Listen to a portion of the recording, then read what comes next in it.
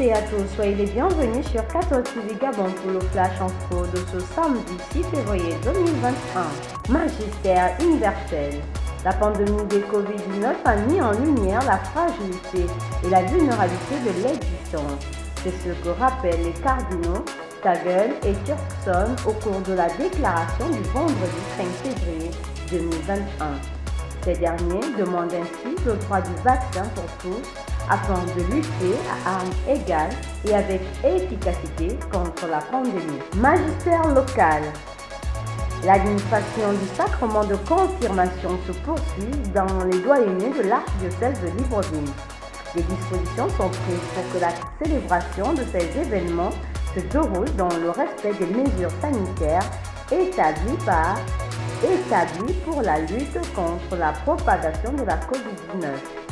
Ce samedi 6 février 2021, Monseigneur Jean-Patrick Ibaba était à la paroisse Saint-Louis-Marie Grignon de Montfort. Regardons quelques extraits de cette célébration.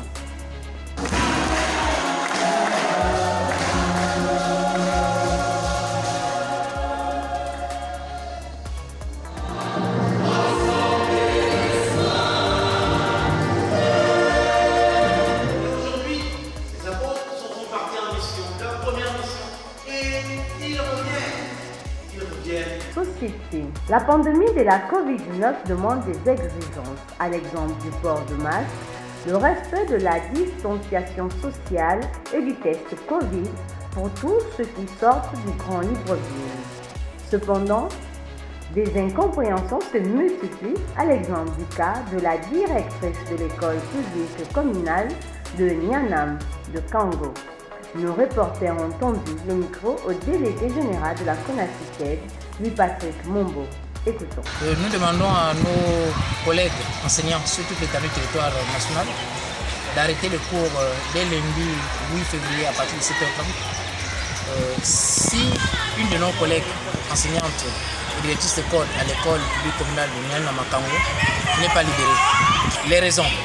Cette collègue étant directrice d'école à Kango, habitant tout, ralliant donc son poste de travail chaque matin, empreinte des clando.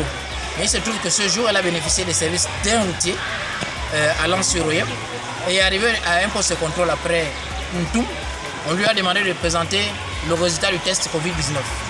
Et par rapport aux restrictions gouvernementales, elle a bien fait comprendre à la gendarmerie qui était là que seuls les passagers qui vont hors de la province de Suel sont astreints à présenter un résultat du test Covid-19.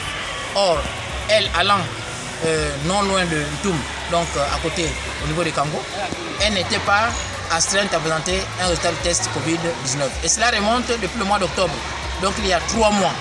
Malheureusement, cette affaire ressurgit le jeudi 28 janvier 2021. Madame Mengue Ntem Estelle, directrice de l'école publique communale de Nianam, est interpellée dans l'enceinte de l'établissement, ce qui constitue une violation des franchises universitaires et scolaires. Allons du côté de Chibonga dans la province de la Nyanga pour parler des difficultés que rencontrent les usagers de la route Chibonga-Benundu. Après les efforts consentis par le gouvernement et la volonté d'avoir des routes assainies, il est déplorable de constater que certaines artères dont les travaux n'ont pas été achevés sont devenues la croix et la bannière pour les populations de Benundu.